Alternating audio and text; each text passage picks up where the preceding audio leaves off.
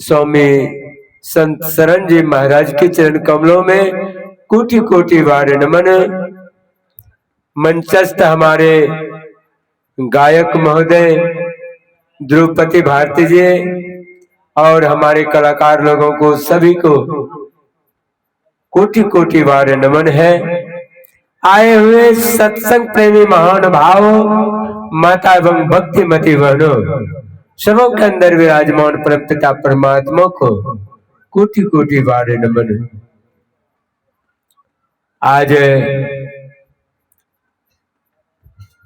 हमारे सकल दीप जी अपने पोता के बर्थडे यानी जन्मदिन के शुभ अवसर पर यह ज्ञान यज्ञ कर रहे हैं। बहुत सुंदर काम हो रहा है। यह यज्ञ जो है सारे यज्ञों से यह श्रेष्ठ है। इस यज्ञ में सुनने का ही प्रधानता है। सुनिए, समझिए और जीवन में उतारिए। और यहां तक कहा जाए कि चारों फल का अधिकारी होता है। बच्चे का संस्कार दिलाया जा रहा है। बच्चे का संस्कार माता के गर्भ से ही शुरू हो जाता है। अभी सुनने का प्रधानता है। जब सुभद्रा अर्जुन ने अपनी पत्नी सुभद्रा को चक्रव्यूह का रचना सुना रहे थे तो सुभद्रा सुनते सुनते छठा फाटक तक तो सुन लिया। सतमा फाटक जब सुना रहे थे सुभद्रा नींद पड़ गई, नहीं सुन पाई। कारण क्या हुआ? बच्चा जो गर्भ में पड़ रहा था नहीं सुन पाया।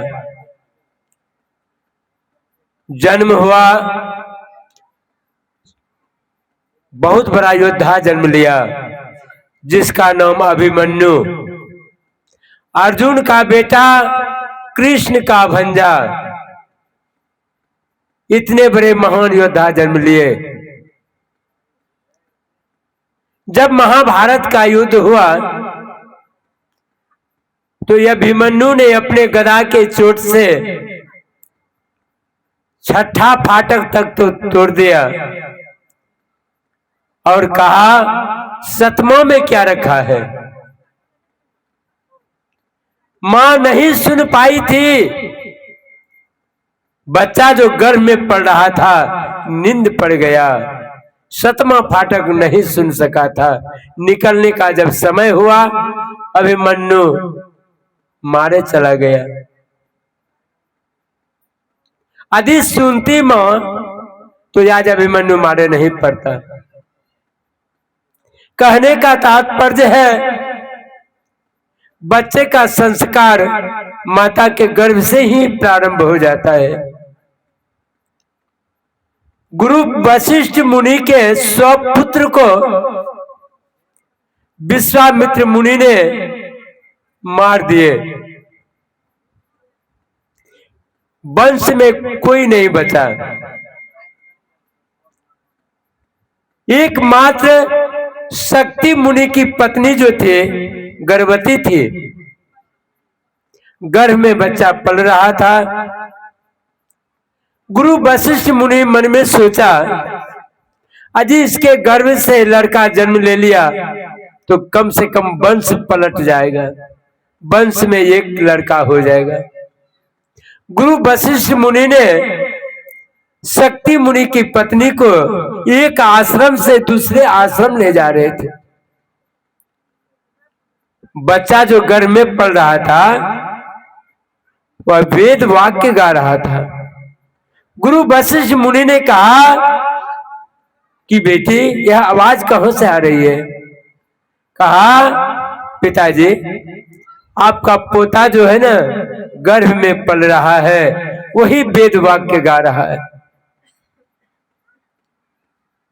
बच्चा जब जन्म लिया, बहुत बड़े महान संत जन्म लिया, पराशर मुनि के नाम से प्रसिद्ध हुआ। इतने बड़े संत जिसकी पत्नी मत्स्यगंधा, इतने बड़े महान संत अवतार लिया। गर्व से सुन रहा था ज्ञान की बात।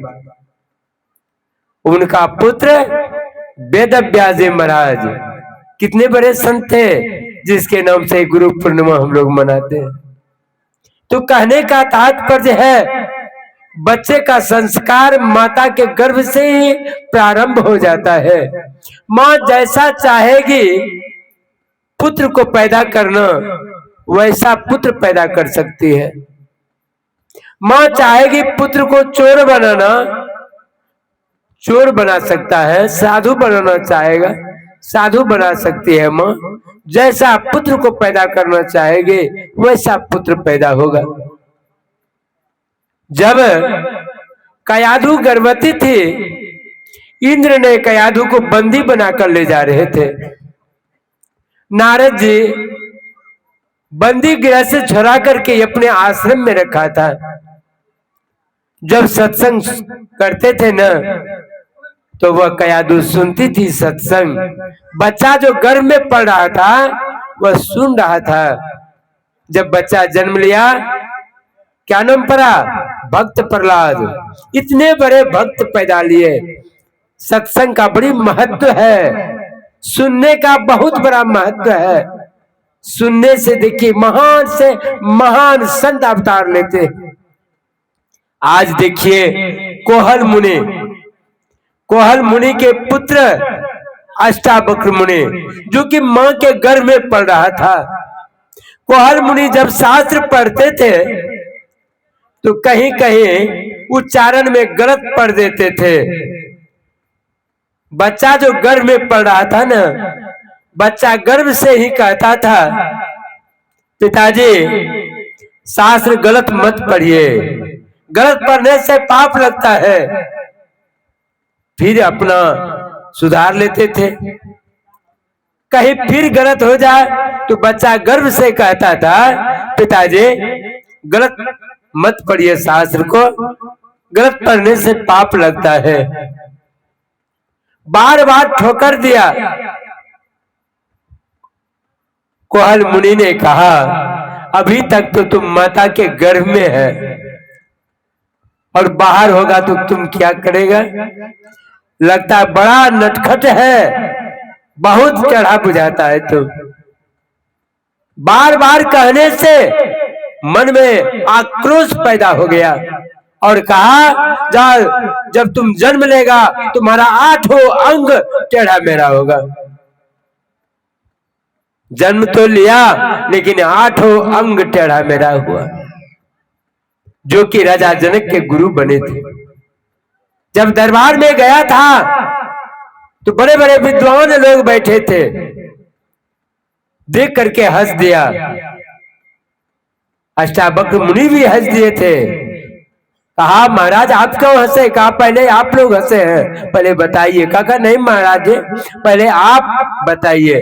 कहा, मैं तो जानता था राजा जनक के दरबार में बड़े बड़े महान संत रहते हैं, लेकिन यहाँ देखता हूं मैं सब चमार बैठा हुआ है।